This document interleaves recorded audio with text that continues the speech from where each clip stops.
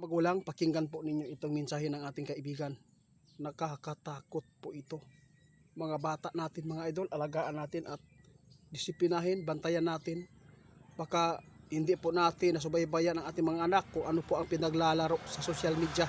Mga idol, pakinggan po ninyo. Mayroon pong nakitang kababalaghan si kaibigan patungkol sa kabataan. Ang eskwelahan, isa po yan sa napakaligtas po na mga tirahan ng mga batang nag-aaral. Ngunit hindi na po ngayon safety. Ito po ang nakita ng ating kaibigan. Patay. Guys, tandaan nyo, ang mga bata, alam po nyo kung bakit nagkaganito ang mga bata? Dahil sa cellphone talaga. Ginagamit sila ng jablo. Maraming mga bata ngayon ang ginamit ng jablo. Kaya napakaraming kababalaghan na nangyayari. Imagine natin bigla ang pag-atake doon sa Tacloban noon Tapos mayroon pa nanaksak at mayroon na namang ulit. Kaya tandaan natin mga magulang, baka po hindi natin nasubaybayan ang ating mga anak na ito po ay ginagamit na ang kanilang utak sa jablo.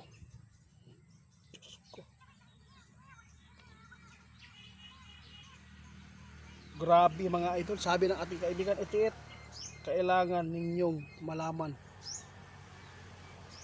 na ang puntirya ngayon ng jablo ang mga bata na walang kamuang-muang. Alam po ba ninyo saan po idadaan?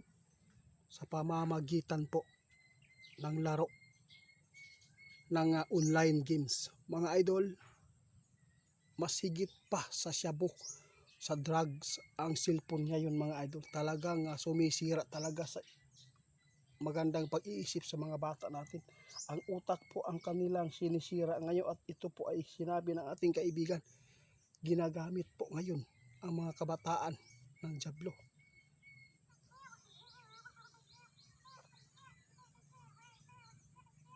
Kaya salamat kaibigan. Kaya sinabi ng ating kaibigan ngayon, nag-alala po si kaibigan. Kailangan daw subaybayan po natin ang ating mga anak. Huwag natin bigyan po ng cellphone kung siya man po ay nag-iisa sa kwarto dahil hindi po natin alam kung ano po ang pinapanood. May nakita si kaibigan mga idol na may krimen pang magagawa ang mga anak mo kung hindi mo babantayan at hindi mo madisiplina yan. Posibleng ikaw mismo ang mabibiktima nito.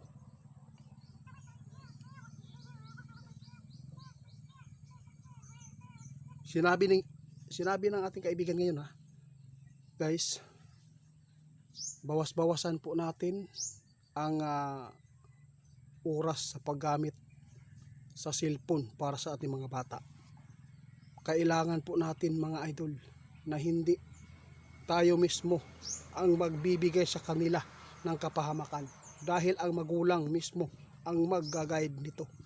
Kung pabayaan natin, alam po nyo mga idol, mas marami po ngayon ang kabataan na nakababad sa cellphone. Wala nang naririnig po patungkol sa utos ng Diyos. Talagang nakakatakot na ito nakikita ng ating kaibigan dahil ginagamit at pinapasukan na ito ng jablo ang kanilang mga utak sa pamamagitan po ng online games sa cellphone. Isa po ang cellphone mga idol na kapag trigger sa nilang utak, kaya kung ano man po ang kanilang mapapanood doon sa kanilang pinapanood na laro, kapag mayroon pong ipinapagawa doon na hindi maganda, talagang maitanim na po talaga sa utak ng mga bata, lalo na pag ito po ay nakababad na, hindi na kumakain dahil sa cellphone. Tama ka, sabi ng ating kaibigan, walang ibang makakatulong sa kanila. Sumpuin natin mga idol.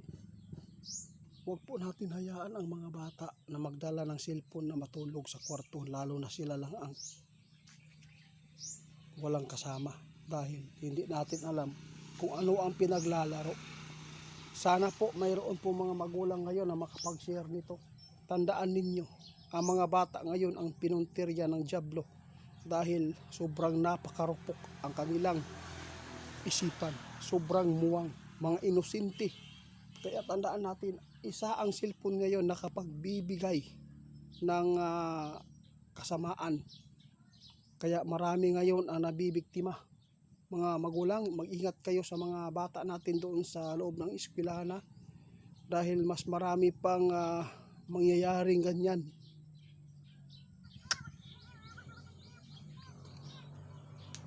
Sige kaibigan, salamat. Guys, umalis na si kaibigan.